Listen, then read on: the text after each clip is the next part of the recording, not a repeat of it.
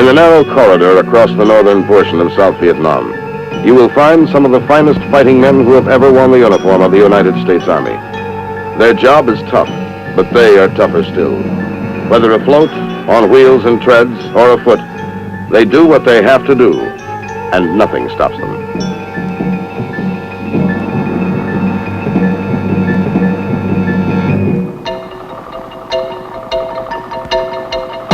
With all their supporting units, the men of this division come from a special task force designed to secure the land and defeat the enemy no matter where he may be.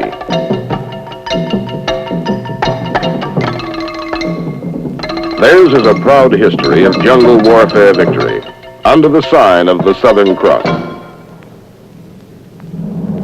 This is the inspiring saga of the Americal Division.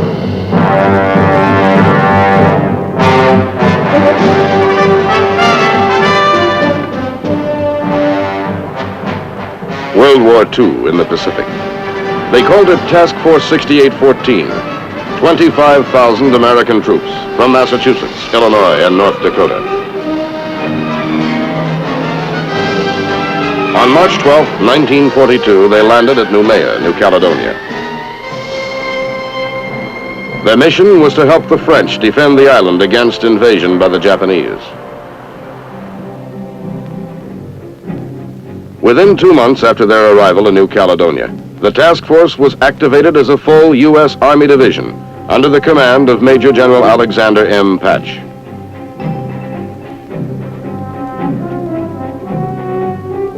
It was the first time a U.S. Army division was ever activated on foreign soil. Instead of a numerical designation, the division became known as the Americal Division, a combination of the words America and Caledonia.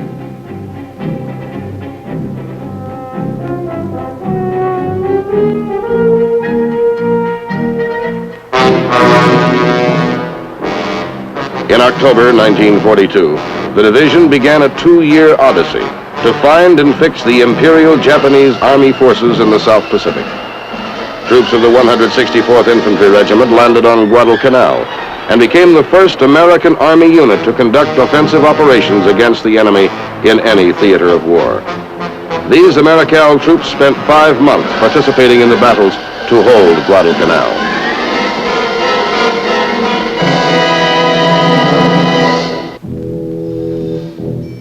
The men of the 182nd Infantry Regiment fought in the green hell of Bougainville from Christmas Day 1943 to December 1944. They crushed elements of the Japanese Army's 6th Division in a bloody struggle for Hill 260.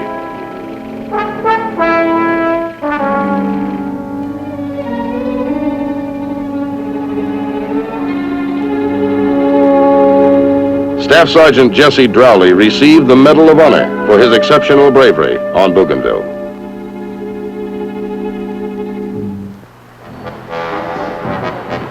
Throughout the spring and summer of 1945, the Americal Division swept through the Philippines, landing at Leyte, Cebu, Negros, and Mindanao. At the end of the Philippines campaign, they spent time as occupation forces in the Japanese homeland. In December 1945, the division was sent home and deactivated.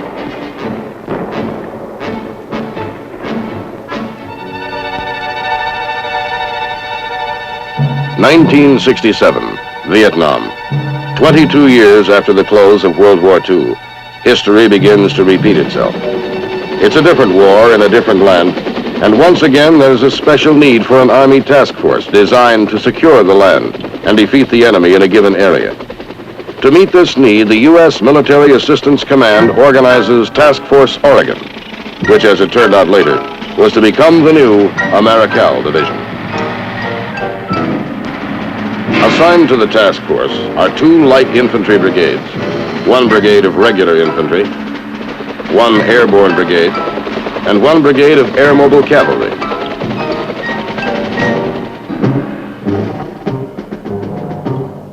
The Republic of Vietnam, for military purposes, is divided into 4 parts called Corps areas. The first Corps is the area immediately below the demilitarized zone which separates North and South Vietnam. Known as I Corps, this area is one of the worst troubled spots of the war. Originally, the United States Marines kept the lid on in this group of provinces.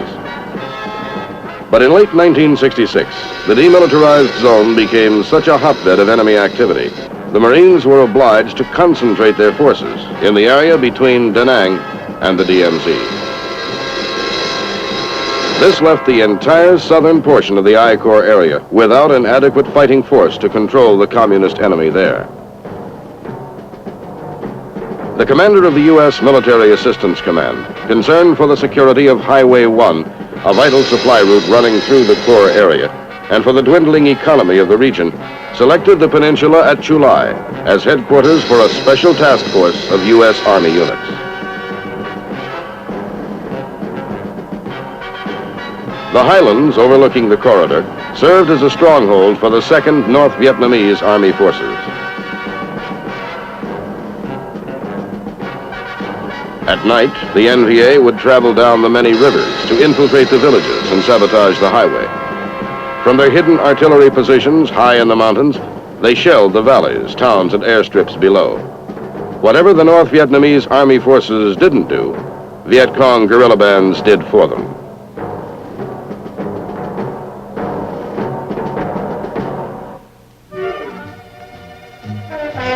The 196th Light Infantry Brigade was the first element of Task Force Oregon to arrive in I Corps area.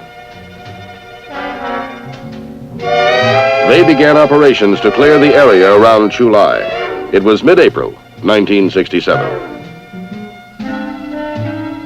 In the forward area, the Chargers of the 196th established bases from which they could patrol the surrounding countryside and coastal waterways. In the rice farming district, the Viet Cong collected unbearable taxes from the farmers and forced the peasants to give them shelter and provide them with hiding places. Under orders from Major General William B. Rosson, commander of Task Force Oregon, the U.S. troops began searching out the VC, who so cleverly concealed themselves in these villages.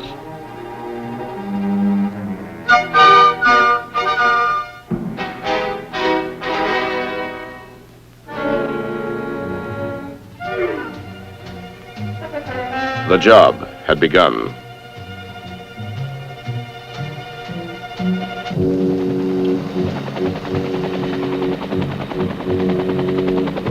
The second element of Task Force Oregon, the 3rd Brigade of the 25th Infantry Division, took charge of the sector around Duc Pho. Immediately after their arrival, they launched Operation Malheur to rid the district of Viet Cong.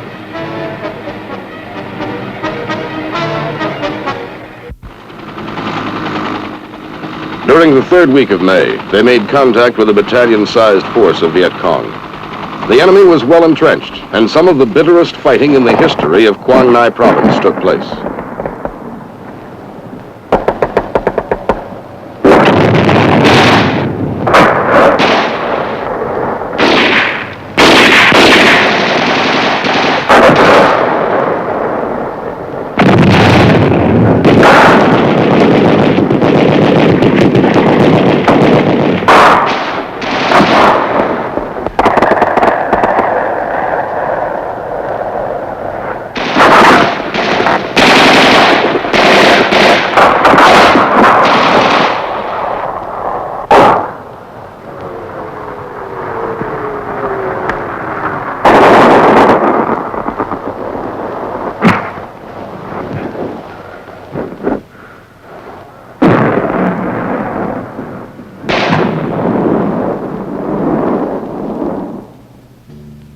By the time Operation Malheur ends, this unit of the 25th Infantry Division has been redesignated the 3rd Brigade of the 4th Infantry. The enemy leaves behind him contaminated rice supplies. Following a search for hidden weapons, the rice is destroyed. Brigadier General Matheson, commander of the 101st Airborne Brigade, arrives at a mountaintop command post where his unit, now part of Task Force Oregon, is about to launch tactical operations in the area around Duc Pho. These combat veterans plan their campaign well, pinpointing objectives in the jungles to the west.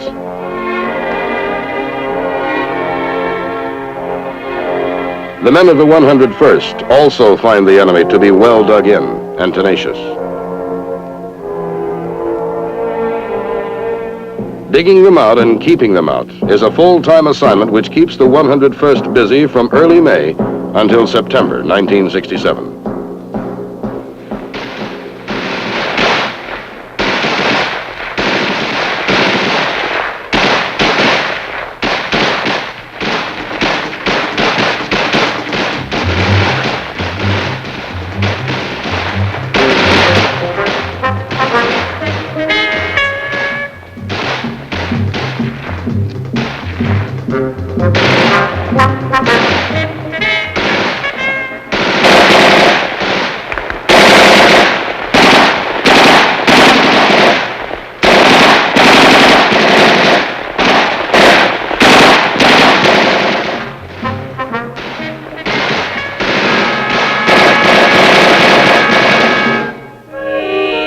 Following each encounter, captured enemy weapons are examined, tagged, and sent to brigade headquarters for further study.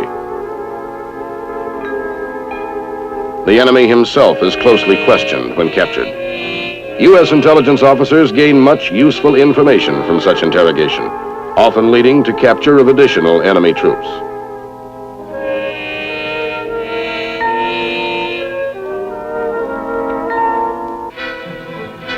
Meanwhile, northward at Chulai, men of the 196th are busy evacuating and resettling the inhabitants of various villages, where until now, the Viet Cong have held sway.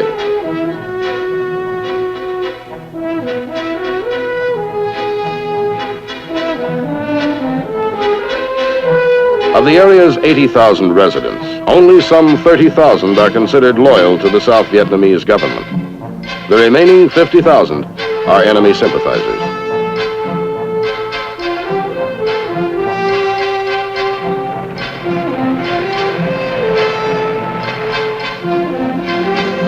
Everything is done to pacify the area. Civic action programs bring medical assistance to remote hamlets where no doctor has ever set foot and where the need for such service is great.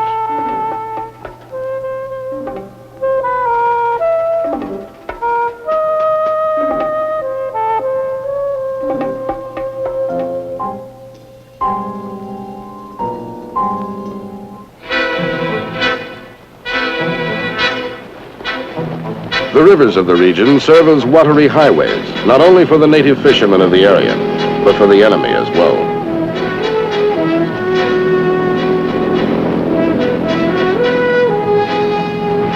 U.S. assault and patrol boats must keep constant vigil for enemy arms shipments, clandestine troop movements, and transport by water of supplies for the enemy infiltrators. Native boats are examined for secret cargoes of guns and ammunition. When satisfied, the troopers head inland.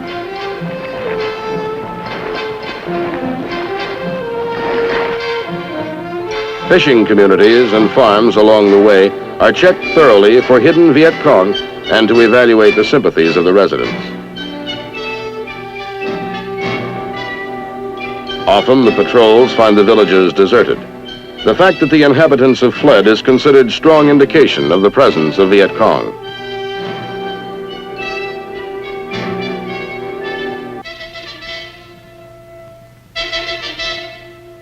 Men arriving at Chulai as replacements for the 196th Light Infantry Brigade are sent through the brigade's Charger Academy. Here, the new soldiers from stateside are given a rigorous course on how to stay alive in Vietnam. You've also got to know what size stick it takes to knock him down with. Because if you just stun him, you're in for another behind whooping, right? And we can't go for that out here in the combat zone. Sophisticated ambush tactics, learned the hard way, are taught by battle-hardened veteran instructors. We don't walk down trails over here. Therefore, we couldn't have made these trails. Check my hand here. Now, I cross here. You can see the guy can't look down there and see me, right? We like to cross the road or trail at the bend. Then he will establish one on the far side in case we get hit when we're almost all the way across there. Then they will move out in a particular formation that they're going to be traveling in. Above Chulai in the Tam Key sector, the men of the 101st Airborne launch Operation Wheeler in mid-September 1967. It is to be one of the longest-running continuous military operations of the war. Confronting the Americans are the elite troops of a North Vietnamese division. Aided by the Viet Cong, they are deeply entrenched throughout the entire district, with headquarters somewhere in the forbidding mountains marking the Laotian border.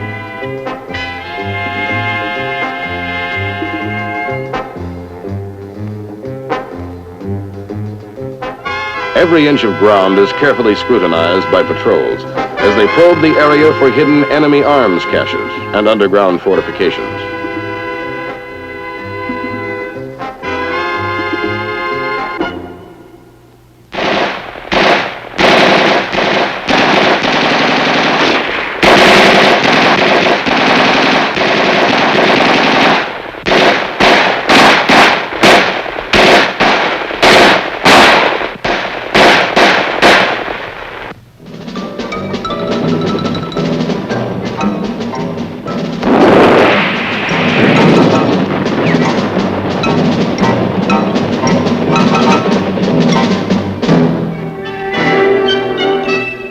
October 1967 marks a turning point for the men of Task Force Oregon.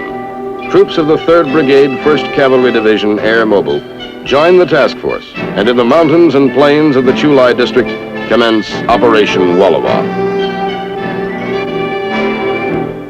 Task force units are now in action throughout all of southern I Corps.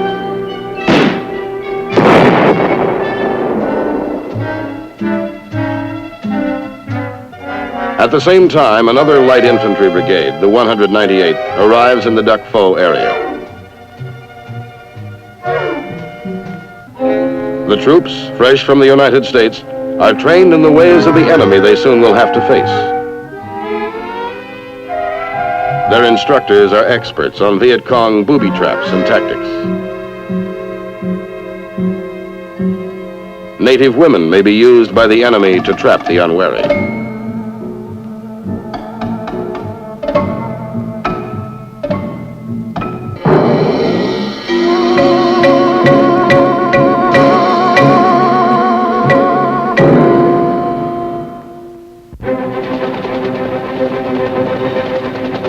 Operation Wallowa really puts the pressure on the enemy.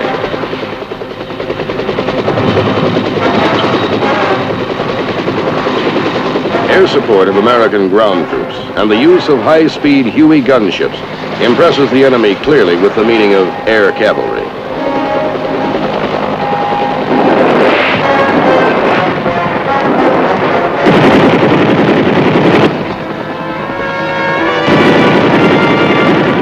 Enemy forces firing from the cover of buildings are neutralized.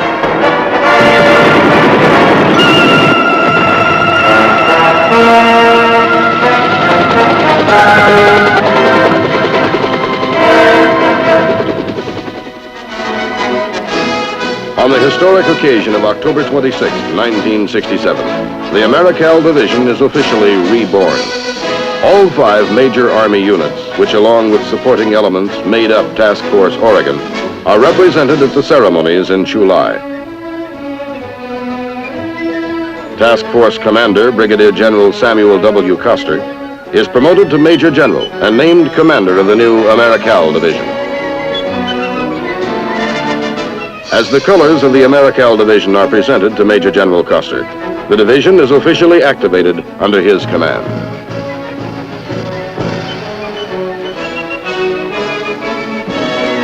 General Westmoreland, then commander of all U.S. military forces in Vietnam, pays tribute to the men of the former task force and reminds them of the Americal Division's proud history in World War II.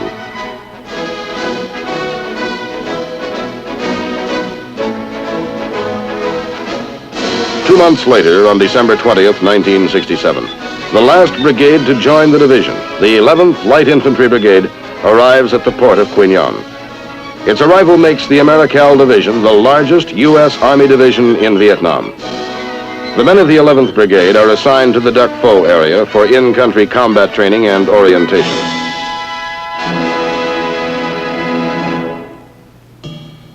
As the new year of 1968 begins, units of the Americal Division are stepping up the pace of their efforts to rid southern I Corps area of any major enemy threat.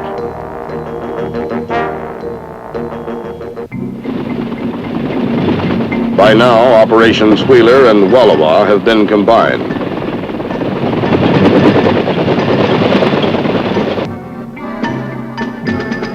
In the Quezon Valley region, west of Chulai, troops of the 1st Cavalry are joined by elements of the 196th Light Infantry Brigade, and together they effectively curtail activities of the North Vietnamese Army.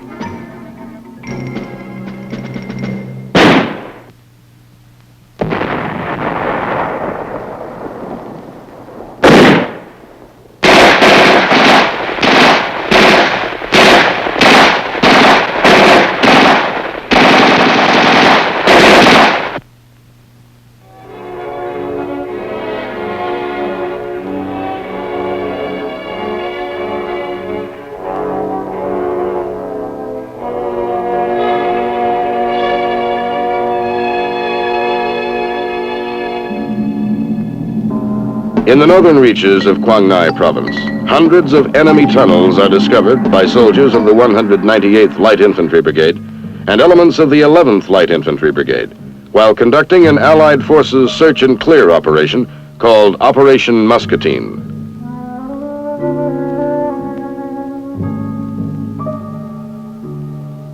In addition to finding valuable intelligence material and weapons in these subterranean passageways, demolitions men are called in and the vast underground complex is destroyed.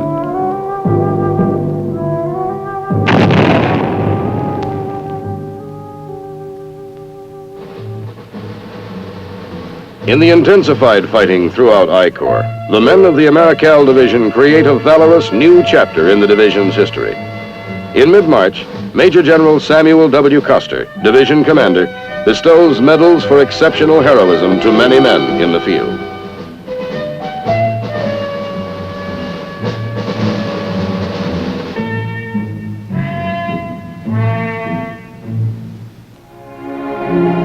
Easter Sunday, 1968. Religious services are brought to the men of the division wherever their post of duty requires them to be. Spring has come to Vietnam, and by now the 3rd Brigade of the 1st Air Cavalry Division has returned to its air mobile parent division. Gone too are the fighting men of the 3rd Brigade 4th Infantry Division, and Americal is now at its authorized strength.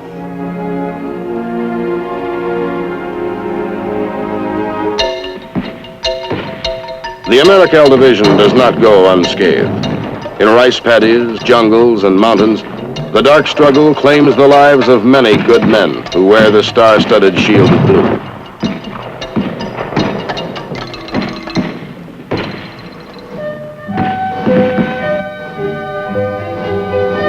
For every American lost, the division kills 10 to 15 of the enemy.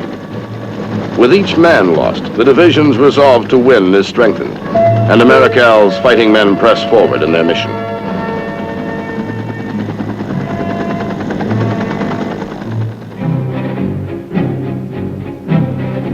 Throughout the sweltering summer of 1968, the division steps up its program of training for members of the Army of the Republic of Vietnam.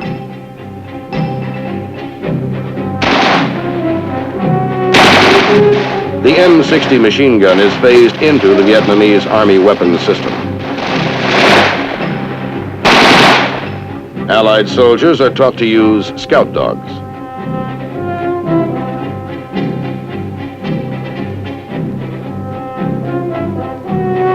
The training is thorough, and the Vietnamese soldiers are quick to learn.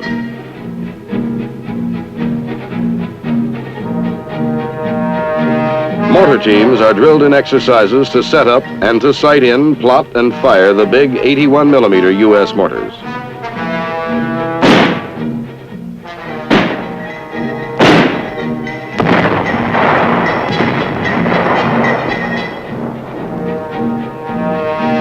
In the field of medical service, Vietnamese trainees are taught efficient first aid techniques and battlefield medical procedures. Every effort is made to help the soldiers of the Vietnamese Republic increase their capabilities and thus contribute more effectively to the defense of their own freedom.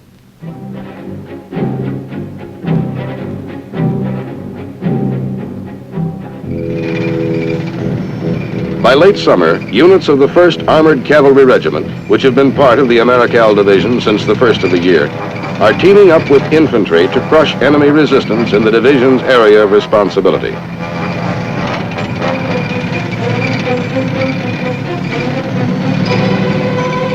The mechanized forces of Operation Burlington Trail scour the Tom Key district, keeping Highway 1 open for all Allied traffic moving northward.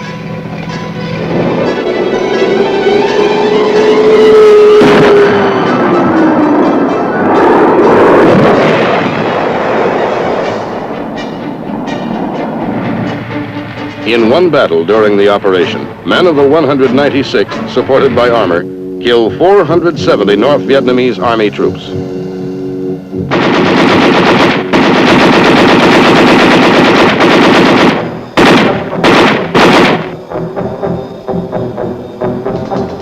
And still the sweep continues, driving the enemy forces from the district.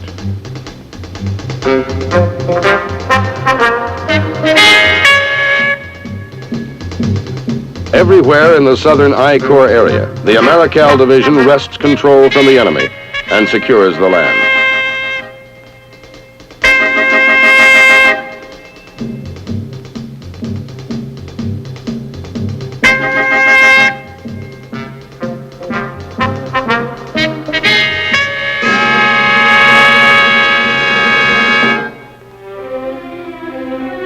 By the end of the year, the division has a new commander, Major General Charles W. Geddes. As a task force in 1967, these men were given a job to do and did it well. As a combat division in 1968, their deeds were above and beyond the call of duty. If those who'd gone before, in the jungles of Bougainville and the Philippines, could see them now, the division of yesteryear would seem never to have slept.